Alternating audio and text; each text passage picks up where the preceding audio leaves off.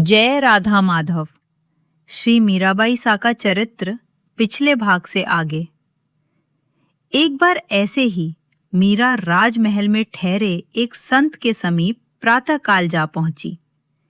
वे उस समय अपने ठाकुर जी की पूजा कर रहे थे। मीरा उन्हें प्रणाम करके कुछ दूर बैठकर देखने लगी। महात्मा ने पूजा करके भोग लगाया और मीरा को प्रसाद देते हुए पूछा, क्या नाम है बेटी? मेरा नाम मीरा है बाऊजी। आप ये सब क्या कर रहे थे?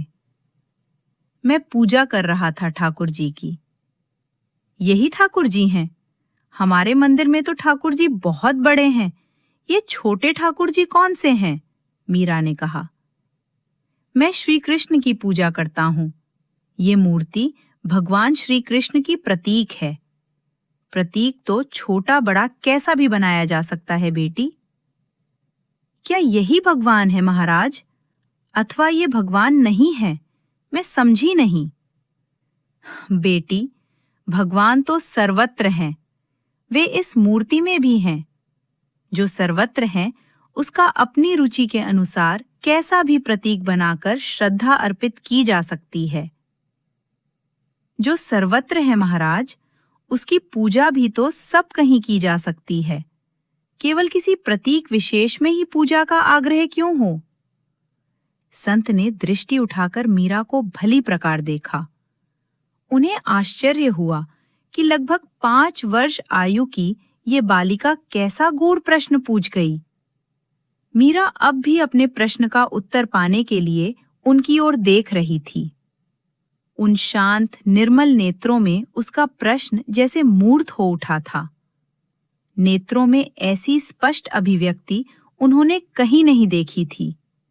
जिज्ञासा की गरिमा, भोलापन, कोमलता और रूप सब ने मिलकर बालिका को अलौकिक बना दिया है। ऐसा समन्वय कभी देखने में नहीं आया। मैंने कोई गलती की महाराज? मीरा ने पूछा। नहीं बेटी, मैं तो तुम्हारी बुद्धि की सूक्ष्मता पर चकित हुआ। सर्वत्र पूजा का निषेध इसलिए है कि प्रत्येक वस्तु और जीव के साथ हमारा अपना व्यवहार रहता है। उन सब के साथ पूर्ण सम्मान का व्यवहार सदा नहीं कर सकते। जैसे आज किसी वृक्ष की हमने पूजा की, कभी उसकी लकड़ी की आवश्यकता होने पर उसे काटना होगा। आज किसी पशु की पूजा की तो कल कदाचित उसे डांटना पड़े। इससे भाव में उपेक्षा आएगी। पूजा किसी की भी करें, एक की ही करनी चाहिए, जिससे इष्ट के प्रति दृढ़ भाव और सम्मान बना रहे। आगे जाकर धारणा, ध्यान दृढ़ होने पर कोई बाधा नहीं रहती। सर्वत्र भगवान ही हैं, ऐसा अनुभव होने लगता है। आरंभ तो प्रतीक से ही करना पड़ता है।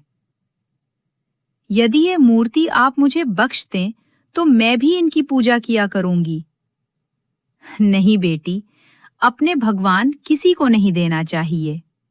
वे हमारी साधना के साध्य हैं। मीरा की आंखें भर आईं। निराशा से निश्वास छोड़कर उसने ठाकुर जी की ओर देखा और मन ही मन कहा, यदि तुम स्वयं ही ना आ जाओ तो मैं तुम्हें कहाँ से पाऊं? कौन लाकर देगा मुझे तुम्हारा प्रतीक? मैं बालिका हूं, मेरी बात कौन सुनेगा, कौन मानेगा?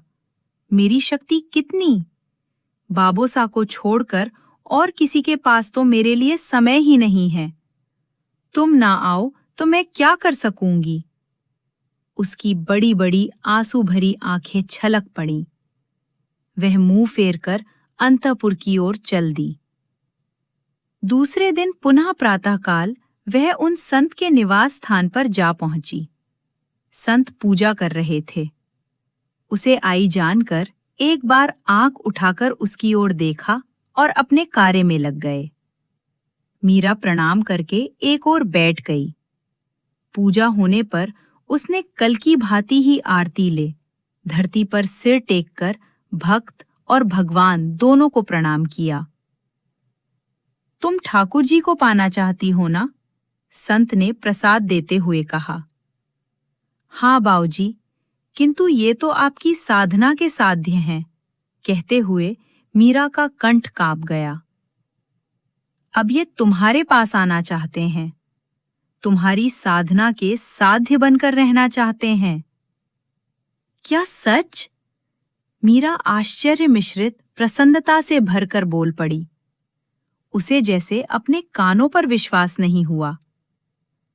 सच पुत्री, रात स्वप्न में इन्होंने मुझसे कहा कि मुझे मीरा को दे दो, मैं उसके पास रहूंगा। इनसे बड़ा कौन है, इनके सामने किसी की क्या चले, कहते हुए उनके नेत्र भर आए। भरे कंठ से उन्होंने कहा, पूजा तो तुमने देख ही ली है। पूजा भी क्या बेटी, अपनी ही तरह नहलाना, धुलाना, वस्त्र पहनाना और श्रृंगार करना, खिलाना पिलाना, केवल आरती और धूप ही विशेष हैं। किंतु वे मंत्र जो आपने बोले मुझे तो आते ही नहीं। मंत्रों की आवश्यकता नहीं है बेटी, ये मंत्रों के वश में नहीं रहते, ये तो मन की भाषा समझते हैं। इन्हें वश में करने का केवल एक ही उपाय है कि इनके सम्मुख हृदय खोल कर रख दो। कोई दुराव, छिपाव या दिखावा नहीं करना है। तुम ही सोचो, जो अंतर्यामी है उससे कुछ छिपाया भी जाए तो कैसे? तब क्यों ना पहले से ही सब कुछ निरावरण रहे। अब रही मंत्रों की बात, अपनी बात अपने शब्दों में निसंकोच कह देना। लो, इन्हें ले जाओ, खूब संभाल कर रखना। ये धातु के दिखते हैं पर है नहीं, इन्हें अपने जैसे ही मानना, समझना। मीरा ने संत के चरणों में सिर रखकर प्रणाम किया और जन के भूखे की भांति अंजलि फैला दी। संत ने उसकी अंजलि में प्रसाद की भांति ठाकुर जी को रख दिया और सिर पर हाथ रखकर गद-गद कंठ से आशीर्वाद दिया।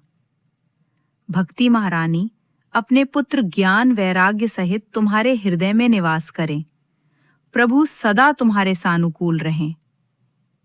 मीरा ठाकुर जी को दोनों हाथों से छाती से लगाए उन पर छत्र की भांति थोड़ी झुक गई और डगमगाए पदों से वो अंतःपुर की ओर चली। ये क्या है मीरा, क्या लेकर आ रही है? वीरमदेव की पत्नी राणावत जी ने पूछा। ठाकुर जी है भाबा हुक्म, मीरा ने हर्ष सागर में उतराते हुए कहा। लाओ मुझे दे दो, मैं ले चलूं। तुमसे तो देखो चला ही नहीं जा रहा है। रायस लजी की पुत्री लक्ष्मी ने कहा।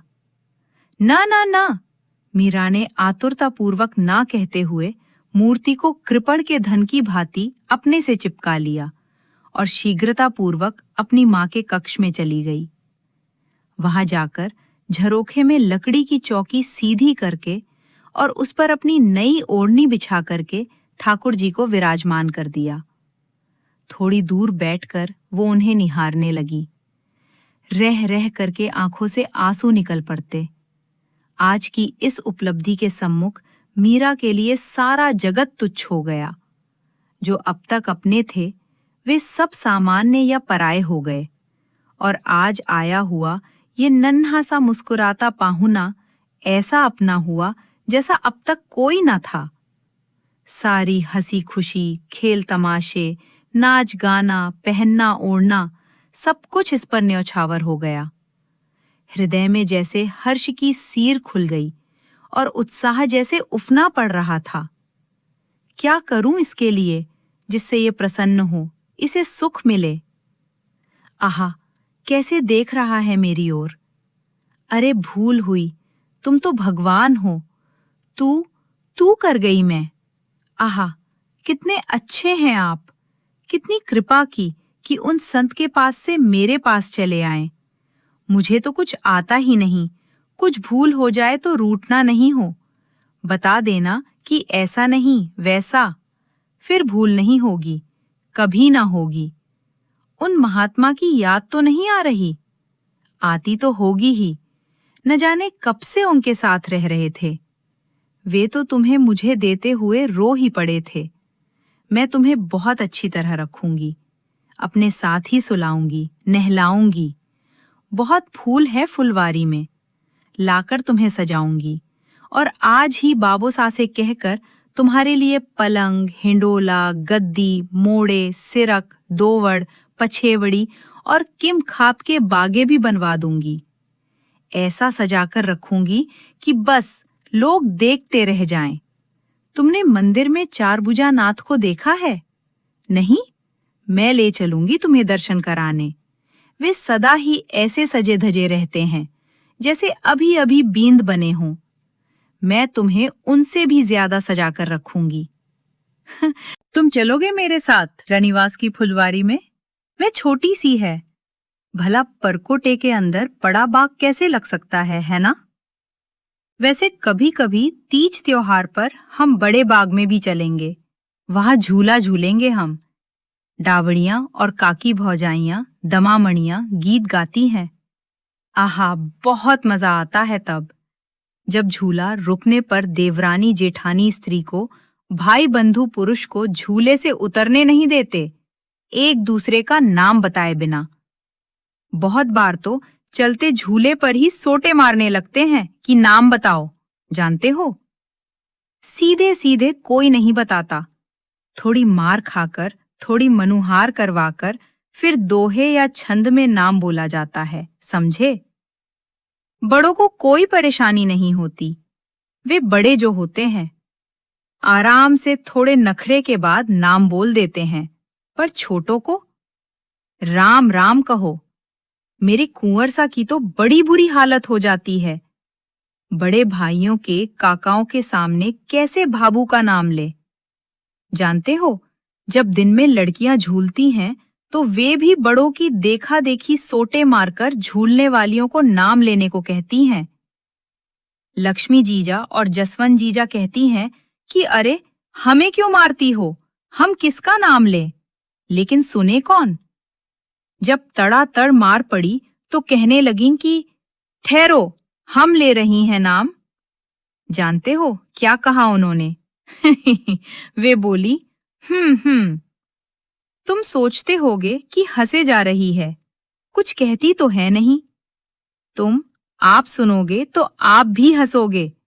जसवंत जीजा बोली, झाड़क्या में झाड़क्यो, झाड़क्या में जवरो, चिरकला जी गांव गया, जसू जी अकेला ईरो। उनकी देखा देखी लक्ष्मी जी जाने और फिर सब लड़कियों ने यही नाम लिया, और तो और मैंने भी। मीरा को फिर हंसी छूटी। कुछ देर हंसने के बाद एकदम गंभीर होकर बोली, अब मैं किसी चिड़िया फिड़िया का नाम नहीं लूंगी। यदि तुम इजाजत दो तो तुम्हारा नाम ले लूं। किंतु मुझे तो तुम्हारा नाम ही नहीं मालूम। क्या नाम है तुम्हारा? मुझे नहीं बताओगे? अच्छा, कान में बता दो, मैं किसी से नहीं कहूंगी। अच्छा ना कहो, मैं बाबोसा से पूछ लूंगी अभी। आज के लिए विराम, शेष भाग कल।